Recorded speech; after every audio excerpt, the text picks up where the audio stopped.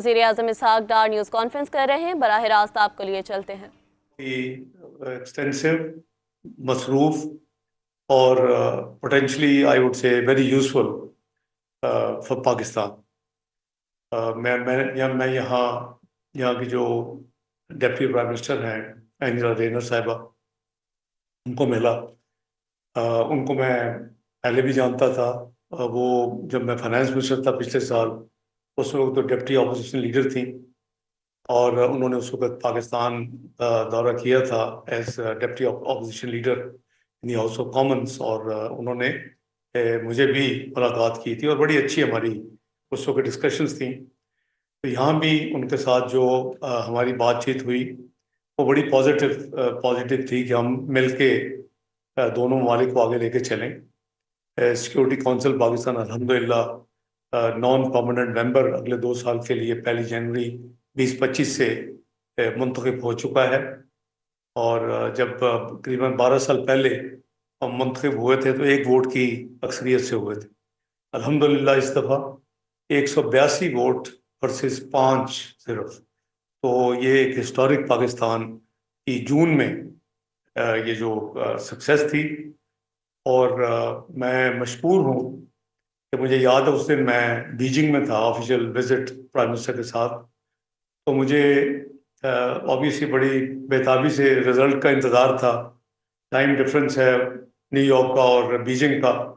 तो मुझे बहुत करीबन लेट आवर्स में मुझे फिर वो रिपोर्ट आई कि जी 182 वोट वर्सेस 5 से हम मेंबर मुंतखब हो गए 2 साल के लिए अल्हम्दुलिल्लाह, करीबन 12 साल के बाद। वन ऑफ द फर्स्ट मुबारक के जो मैसेजेस थे वो शेडो फॉरेन सेक्रेटरी उस वक्त Mister David Lammy was really surprised and appreciated. उन्होंने मेरा नंबर लिया, मुझे उन्होंने मैसेज किया कि बहुत फेलिसिटेशंस का मैसेज भेजा और कहा कि सब्जेक्ट हो अगर हम इलेक्शन जीत गए तो I will be your counterpart and look forward to working very closely. So I दी ये चीज़ें भूलने वाली नहीं होती। तो ये जून की बात है, बहुत पुरानी बात नहीं है। सिर्फ आप कह लें कि पिछले 2.5-3 महीने पहले ये मामला हुआ। तो मेरी एंजेला रेनर साहिबा से जो मीटिंग हुई उसमें मैंने उनको PIA का मसला भी उठाया। ऑब्वियसली जैसे हर मुल्क में अपनी अपनी मिनिस्ट्रीज होती हैं और जो उनके पास 3 मिनिस्ट्री हैं, but overall she is deputy prime minister. तो ये मैं समझता हूँ कि हमारी बदकिस्मती है कि पिछली हुकूमत जो उस वक्त थी और उनके एक मिनिस्टर ने जो बयान दिया था बहुत ही गैर जिम्मेदाराना बयान था।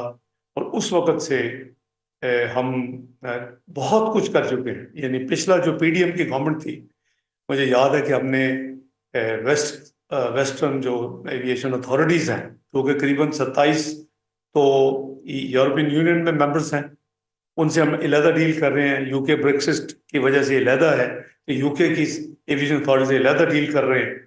और अभी मैं जब आया यहाँ बुध को ट्रैवल करके, तो जहाज में मुझे इतने ज़्यादा हम वतन मिले जो ट्रैवल कर रहे थे इस्लामाबाद से, और मुझे यही पूछ रहे थे जी कि हमारी कभी PIA रिवाइव होगी।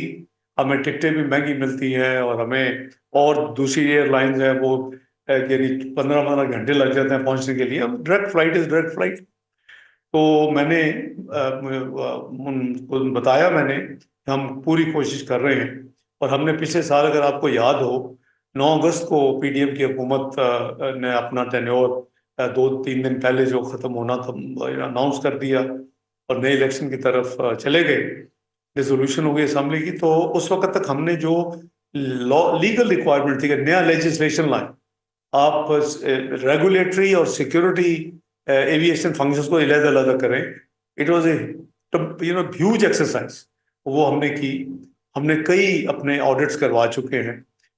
और पिछली जो मीटिंग हुई है बड़ी रिसेंटली, वो हमारी जो एम्बेसडर थी ब्रसल्स में, आमना बलोच साहिबा, वो उन्होंने 24 इफ आई नॉट फॉरगेट 24 अगस्त को हुई। तो उन्होंने वो मीटिंग अटेंड की जो यूरोपियन यानी एविएशन अथॉरिटीज की जो उनकी एक काउंसिल या कमेटी है उसकी, जिसमें हमने अपना पेश किया। तो इंशाल्लाह उम्मीद है, मैंने इसीलिए डिप्टी प्राइम मिनिस्टर से भी कहा कि ये एक हमारी एक कम्युनिटी का और डियास्पोरा का बहुत सीरियस मसला है और हमारी बहुत बड़ी प्रायोरिटी है इसके ऊपर। तो इंशाल्लाह we will continue to engage, और उस वक्त तक तसल्ली से नहीं बैठेंगे जब तक ये काम मुकम्मल ना हो। एविएशन मिनिस्ट्री जो है जनाब मेरे दोस्त भाई ख्वाजा आसिफ साहब के पास है, और उसके ऊपर जो एविएशन के कुछ मामला में एक दो कमेटीज भी हैं जो मैंने रात एक्सप्लेन भी किया कि पीआईए की प्राइवेटाइजेशन है, ताकि ये रिस्टोर करनी फ्लाइट्स तो ठीक है, लेकिन इसकी privatisation will bring much more, उसके ऊपर एक पुश एंड फ्लाइटें नए जहाज आएंगे। और इसी तरह हम इस्लामाबाद एयरपोर्ट को आउटसोर्स करने के लिए बिड्स हमने मांगी हुई हैं। तो ये 1 अक्टूबर को पीआई की बिड्स आ रही हैं इंशाल्लाह। और फर्स्ट राउंड जो हमारा इस्लामाबाद एयरपोर्ट की बिड है, जिसमें वर्ल्ड बैंक की जो अदारा है IFC, international finance corporation, IFC, वो ट्रांजैक्शन एडवाइजर है। और वो 7 अक्टूबर को वो बिड्स आ रही हैं, और टेक्निकल बिड्स जो हैं वो 3 दिन इवेल्यूएट हो गए, 10 को फाइनेंशियल बिड्स भी खुलेंगे। तो ये हमारा रोड मैप है इंशाल्लाह, अपने डियास्पोरा की बेहतरी के लिए और इनको असिस्ट करने के लिए इंशाल्लाह। We are working together. तो चूँकि हमारी अब एक एक्टिव रोल होगा अगले 2 साल में यूनाइटेड नेशन फोरम के ऊपर as member of the Security Council, तो काफ़ी कंट्रीज जो इंक्लूडिंग परमानेंट मेंबर्स, तो वो उनकी ख्वाहिश है कि हम उनके साथ मिल के अपना प्री डिस्कस करें, एक एजेंडा बनाएं। और उस हवाले से भी मेरी honourable foreign secretary of UK David Lammy साहब से वो भी बात हुई। मेरी दूसरे जो परमानेंट मेंबर्स हैं उनसे भी बातचीत जारी है, और शायद एक बार उनमें से जो मुल्क है उसको मैं दिसंबर 31 से पहले विजिट भी करूं, ताकि देखिए ये एक नादर मौका है। हम अपनी जिम्मेदारी पूरी पाकिस्तान अदा करेंगे, चाहे वो गाज़ा की इशू हो, फ़लस्तीन वाली, चाहे वो जम्मू एंड कश्मीर की इशू हो, चाहे वो इस्लामोफोबिया हो। ये 3 ऐसे सब्जेक्ट्स हैं कि जो मल्टीलैटरल फोरम्स में मैं पिछले जब से हुकूमत में ओथ लिया है कंटिन्यूसली मैं इसको टेकअप कर रहा हूँ। और आपने देखा कि उसके नतीजे में पाकिस्तान ने बड़ी कामयाबी के साथ, मैं पाकिस्तान की नुमाइंदगी गैम्बिया में ओआईसी का जो हेड्स ऑफ गवर्नमेंट समिट था उसमें मैंने की, और हमने पहली दफ़ा ओआईसी सेक्रेटरी जनरल का एक फुल टाइम एक एनवॉय ऑन इस्लामोफोबिया हमने मुकर्रर करवाया। वो बड़े स्कॉलर हैं, पाकिस्तान में बेस्ट टर्की के रह चुके हैं, इस प्रोफेसर। तो वो इसी महीने अपनी जिम्मेदारी वो उसको शुरू कर रहे हैं। तो मैं लाइटर में बात कर रहा था कि हम अपना पूरा रोल अदा करेंगे जो ग्लोबल कॉन्फ्लिक्ट्स हैं, लेकिन इंटरनेशनल जो अदारे हैं, खासकर यूएन जनरल असम्बली और यूएन सिक्योरिटी काउंसिल, इनके फिर फैसलों पे अमल दरामद भी कराना वो ग्लोबल कम्युनिटी की जिम्मेदारी होनी चाहिए। आपने देखा कि रेजोल्यूशन कश्मीर में भी कब से हुई हुई है, आज तक अमल नहीं हुआ, बल्कि उल्टे काम हो रहे हैं। और फिर हमने देखा कि गाजा के ऊपर रेजोल्यूशंस हुई, उसमें भी अभी कोई खतर का प्रोग्रेस नहीं हुई। तो ये 2 स्टेट सोल्यूशन जो है हमारे वहाँ तकरीबन 40,000 हमारे बहन भाई शहीद हो चुके हैं अपना सोफार फ़लस्तीन में। ये बड़ा पेनफुल है। पाकिस्तान अपनी पूरी वॉइस जो है हर फोरम पे, चाहे वो यूनाइटेड नेशन हो, वो ओआईसी हो, D8 हो, एक स्पेशल मीटिंग भी अभी रिसेंटली जद्दा में हुई, वो भी हम हर एक फोरम पे पूरा कर रहे हैं। और प्रैक्टिकली भी हम 2 काम हमने किए हैं एज पाकिस्तान, मियां मोहम्मद शहबाज शरीफ साहब की वजारत उज़्मा के दौर में।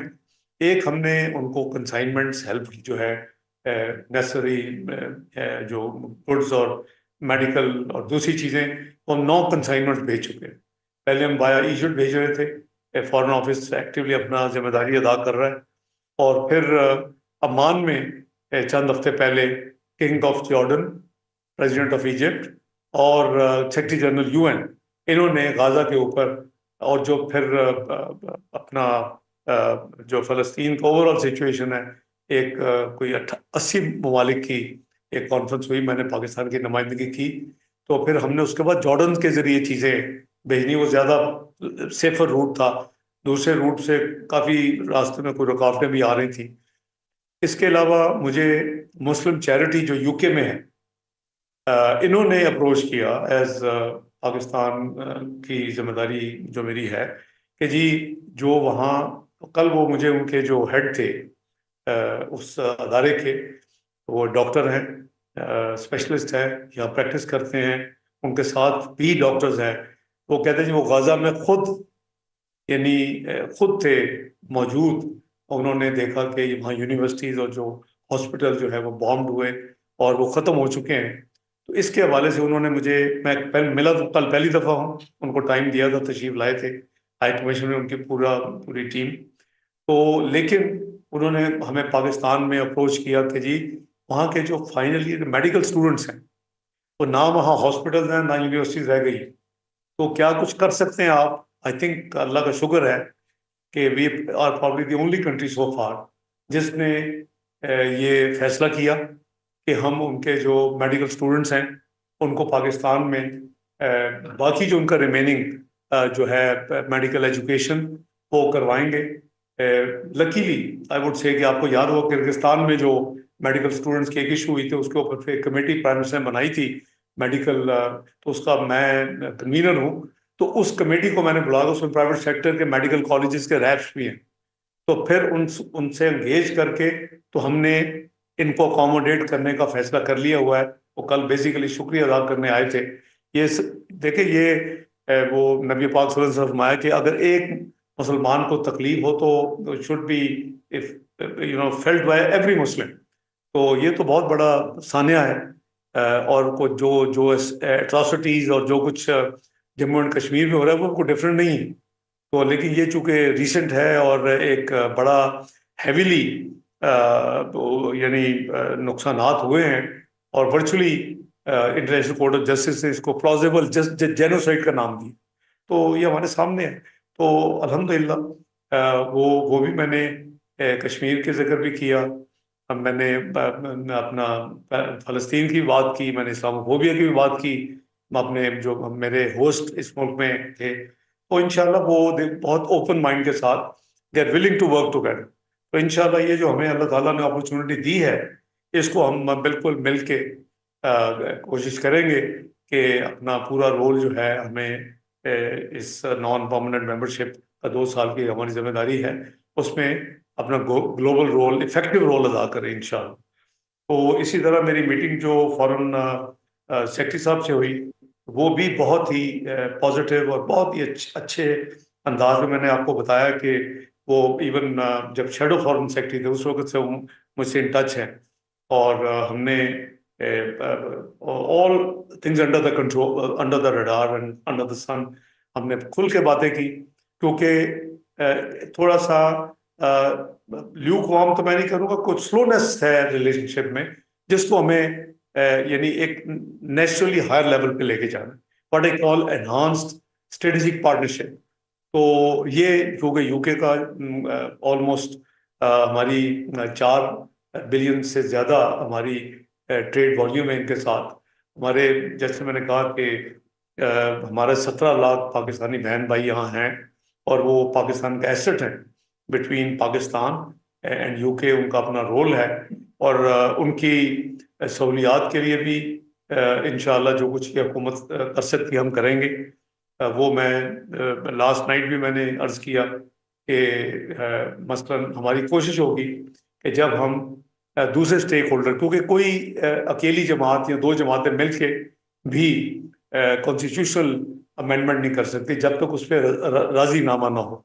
तो हमारा जो ऑब्जेक्टिव या हमारा जो गोल है, और मैं जब यहाँ था 22 तक, तो मैं यही कहता था कि यहाँ से वोट देना काफ़ी नहीं है, इनकी नुमाइंदगी कुछ सीटें होनी चाहिए, मुख्तस होनी चाहिए, जो कि यहाँ से मसलन यूरोप से, इंग्लैंड से नुमाइंदगी हो, अमेरिका से हो, मिडल ईस्ट से हो। तो 5 से 7 यानी ओवरसीज डियास्पोरा के नुमाइंदे पार्लियामेंट में बैठे हो, मखसूस नशिस्तें हो। उसका मैकेनिज्म देखा जा सकता है कि जो पॉलिटिकल पार्टीज की प्रोपोर्शनेट रिप्रेजेंट है, उनकी स्ट्रेंथ जैसे वुमेन रिजर्व सीट होती है, माइनॉरिटी सीट्स होती हैं, या डायरेक्ट ये खुद लोग इलेक्शन करें उनका, क्योंकि उसमें एक प्रॉब्लम आएगी कि मिडल ईस्ट में most of the countries they do not allow the politics and voting shouting, वो हमें बड़ा, लेकिन ये आईनी तरमीम के साथ हो सकता है सिर्फ, और तमाम राजी होंगे। लेकिन हमारे एजेंडे पे है। इसी तरह ओवरसीज पाकिस्तान फाउंडेशन, उन्होंने कल बहुत अच्छा एक काम किया, उसमें बाद में आता हूँ, जो उन्होंने ये पुटअप किया एक बहुत बड़ा शो, और वो भी उन्होंने हाउसिंग स्कीम्स वगैरह ओवरसीज पाकिस्तानी की शुरू की हैं।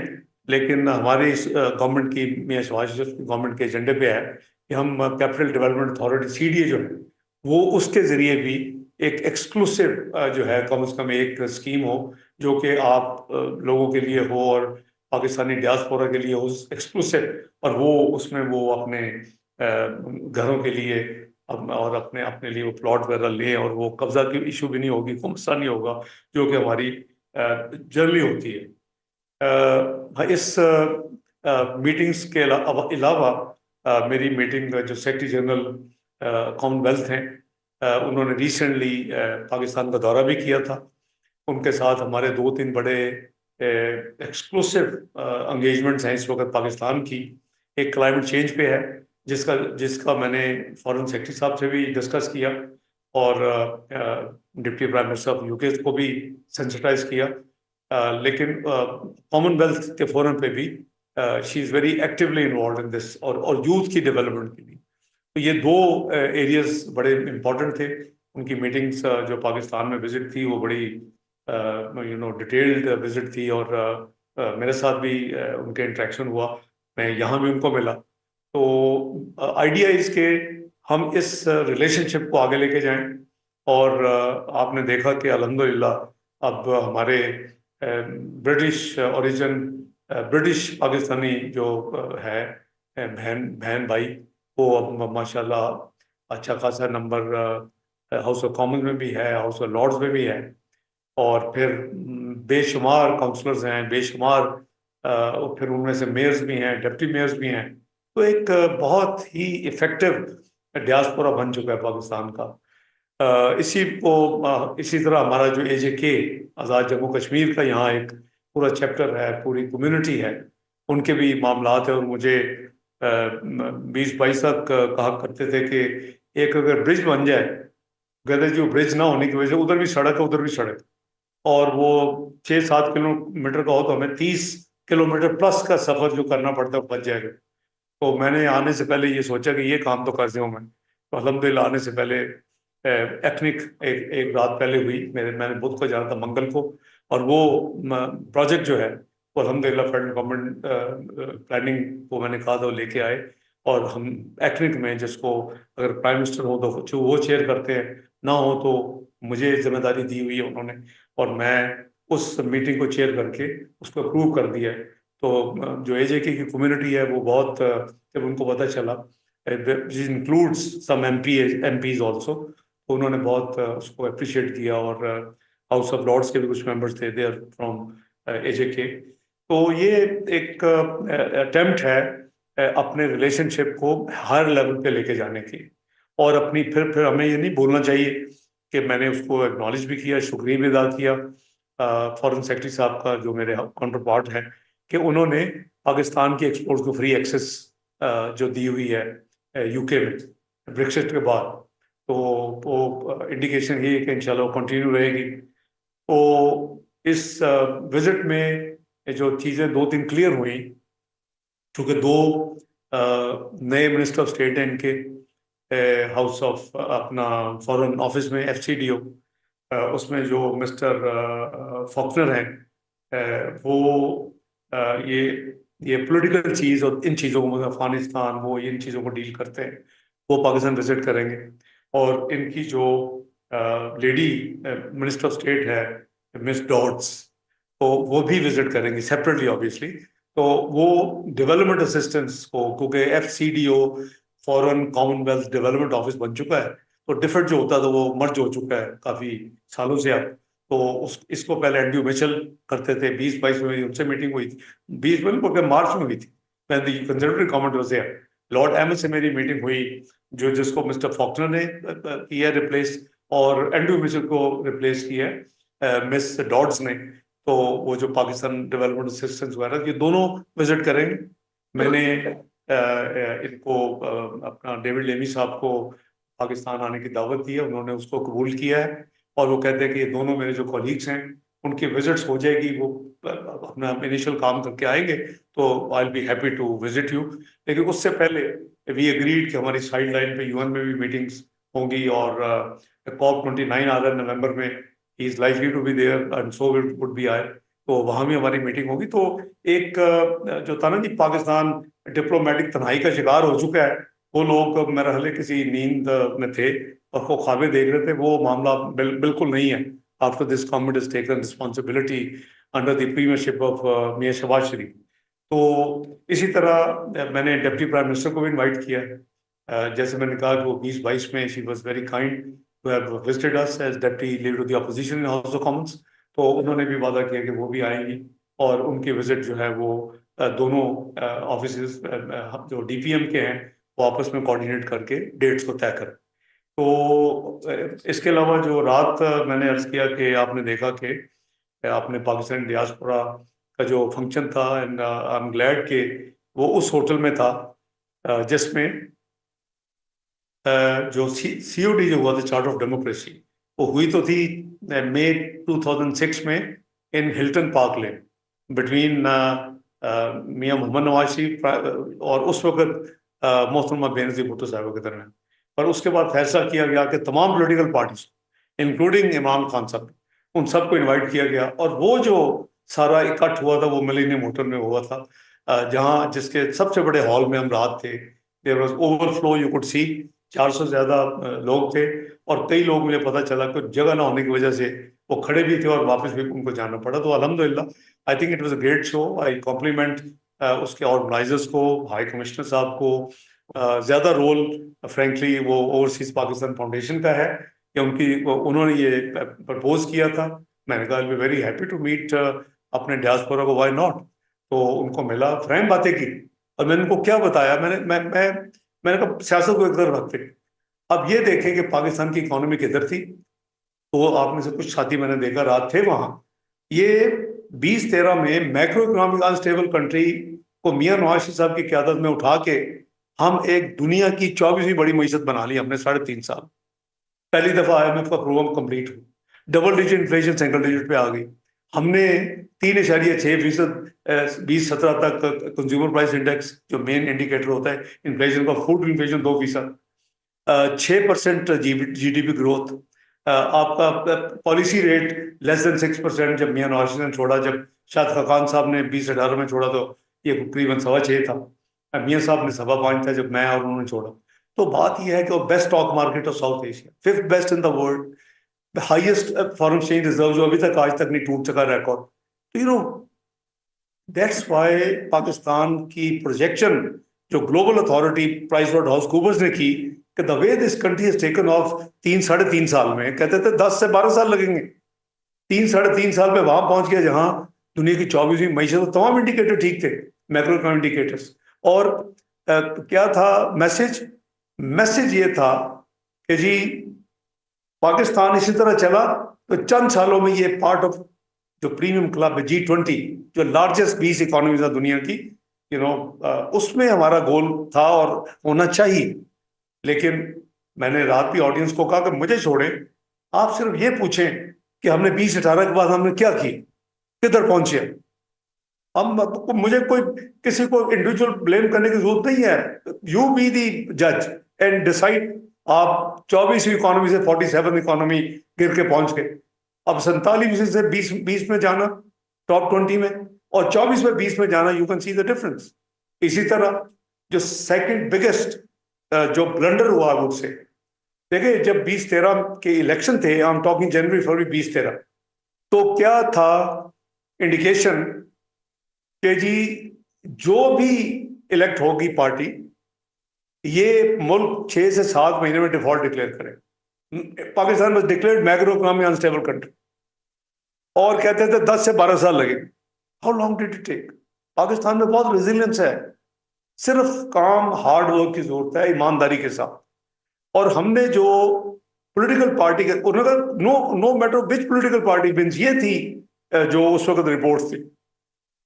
हमने क्या क्या हमारा मंशूर था मियां नवाज शरीफ साहब की क़यादत में, 3 E's में उसे कहा करता था। इकोनॉमी, इसको फिक्स करेंगे, एक्सट्रीमिज्म टेररिज्म का खात्मा करेंगे, और इलेक्ट्रिसिटी, ये 18 घंटे की लोड शेडिंग इंशाल्लाह खत्म करें। मियां साहब ने कहा था अपने टेन्योर में तीनों काम करके हम इंशाल्लाह कौम को ये तोहफा दें। आपने देखा कि इकोनॉमी तो फिक्स हो गई 3-3.5 साल में।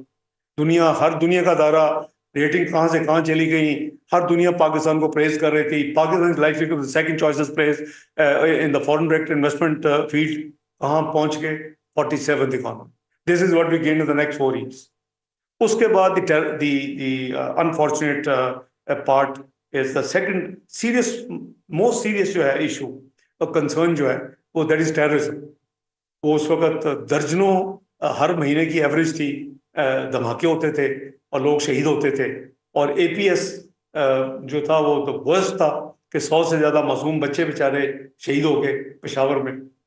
उसके बाद एक बहुत मुश्किल फैसला मियां नवाज शरीफ साहब की क़यादत में मुस्लिम लीग नून ने किया, और वो क्या फैसला था कि जी we will take them head on.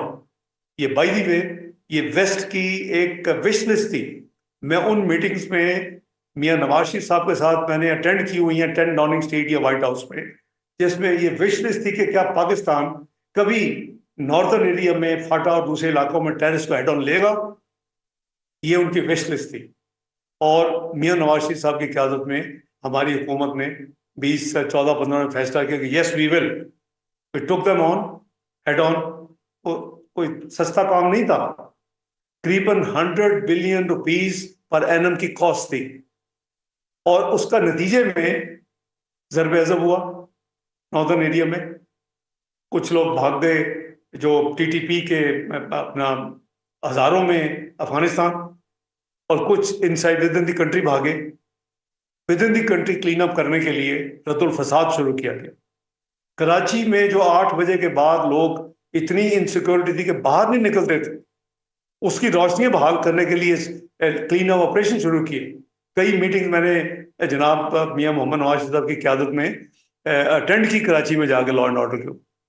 तो बात यह है कि बिल्कुल आपने देखा कि 2017-18 के स्टैटिस्टिक उठा लें और 2012-13 के उठा लें, you can see the difference. ये हार्डली 3-4% पे आ गया, जो अगर 100 एवरेज होती तो 3-4 पे रह गए। अभी वर्चुअली इट वाज यानी under control and vanished, but at big cost.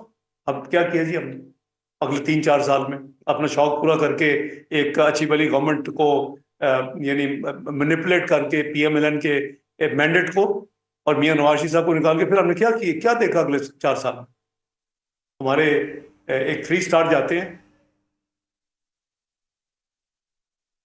नायब वज़ीर आज़म इसहाक डार न्यूज़ कॉन्फ्रेंस कर रहे हैं। उन्होंने कहा कि बरतानिया के साथ पाकिस्तान के ताल्लुकात अहमियत के हामिल हैं। 17 लाख पाकिस्तानी बरतानिया में मुकीम हैं। बरतानिया का दौरा नहायत मसरूफ़ और अहमियत का हामिल था। बरतानवी नायब वज़ीर आज़म और दीगर सियासी शख्सियात से मुलाकात मुस्तफ़ीद साबित हुई। पाकिस्तान 192 मुल्कों की हिमायत से सलामती कौंसिल का गैर मुस्तकिल रुकन मुंतखब हो चुका है।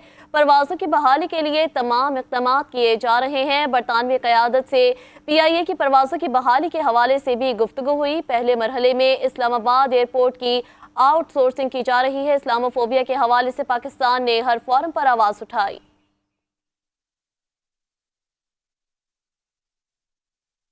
कराची में लियाकत